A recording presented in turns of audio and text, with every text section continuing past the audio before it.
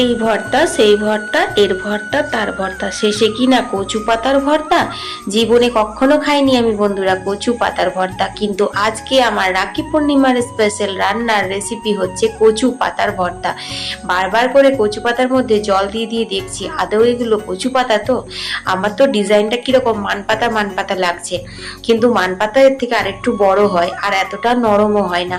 তাই জল দিয়ে দিয়ে দেখছি জলটা টলটল করছে কিনা। আচ্ছা, তোমরা এই ধরনের কচু পাতা দেখেছো কেউ? আমি কিন্তু এই প্রথম দেখলাম। এই ডাটাগুলো কিন্তু লাল লাল ছিল, যেগুলো রেসিপি আমি অলরেডি কালকে তোমাদের দিয়ে দিয়েছি। যাই হোক, এখানে বুবলা দেখো সকাল সকাল রেডি হয়ে গেছে। বুবলা পিপির বাড়ি যাচ্ছে তার বোনের কাছে রাখি পরতে, ঠিক আছে?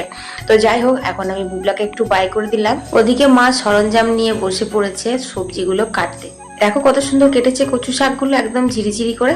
আমার শাশুড়ি মা কিন্তু শাক সবজিগুলো ভালোই কাটে, কি বলো বন্ধুরা? অনেকক্ষণ ধরে জলে ভালো করে ভিজিয়ে রেখেছিলাম ধোয়ার জন্য, তারপর জল ঝরিয়ে নিলাম। এরপর কড়াইয়ে জল দিয়ে তার মধ্যে লবণ দিয়ে শাকগুলো দিয়ে দিলাম। জল কিন্তু অনেকটাই দিয়েছি, যদিও এই শাক কুটকুটি নয় বলা হয়েছে, কিন্তু যদি কুটকুট করে তার জন্য অনেকটা জল দিলাম। ও তোমাদের তো বলতেই ভুলে গেছি, এই শাকগুলোও কিন্তু আমার এক সাবস্ক্রাইবার দাদা ভাই আমাকে পাঠিয়েছে আমার ভিডিও দেখে। তো দেখো এদিকে চলে এসেছে কলের জল, আর আমার অন্যান্য কাজগুলো কিন্তু সব হয়ে গেছে, শুধু এই ভর্তাটাই বাকি ছিল। এখানে দেখো শুকনো কড়াই, না শুকনো কড়াই নয়, শুকনো একটা বাটির মধ্যে 4 কোয়া রসুন আর 3টি কাঁচা লঙ্কা আমি ভেজে নিচ্ছি, তেল দিইনি কিন্তু, ঠিক আছে? তো এগুলো ভাজা হয়ে গেছে। এদিকে কচু শাকের জলটাও কিন্তু ঝরিয়ে নিয়েছি, কি সুন্দর সেদ্ধ হয়েছে দেখো। এরপর এগুলোর আর আমার কোনো কাজ নেই, কাজ হচ্ছে শিল বাবাজির।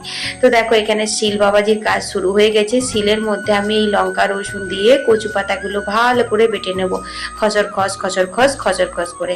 বন্ধুরা খুব সুন্দর সেদ্ধ হয়েছিল, তাই বাটাবাটি করতে কিন্তু আমার একটুও কষ্ট হয়নি। আর রোদটাও এখনো পর্যন্ত শিল অব্দি আসেনি, তাই বাটাবাটিটা বেশ ভালোই হচ্ছে।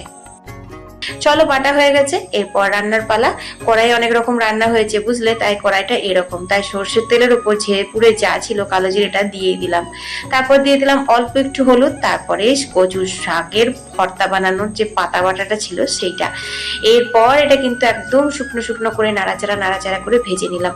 বন্ধুরা গরম ভাতে যা লাগছিল না, কি বলবো, প্রথম খেলাম কিন্তু দারুণ এক্সপিরিয়েন্স বুঝলে। আর যেহেতু রাখি পূর্ণিমা, তাই রান্না বান্না সেরে আমার গোপু সোনা আর গণেশ ভাইকে একটু রাখি পরিয়ে দিলাম, আমার 2 ভাইয়ের মঙ্গল কামনা করে। এটা আমি প্রতি বছরই করে থাকি। তোমাদের কেমন লাগলো ভিডিওটা কমেন্টে জানাতে বলুন।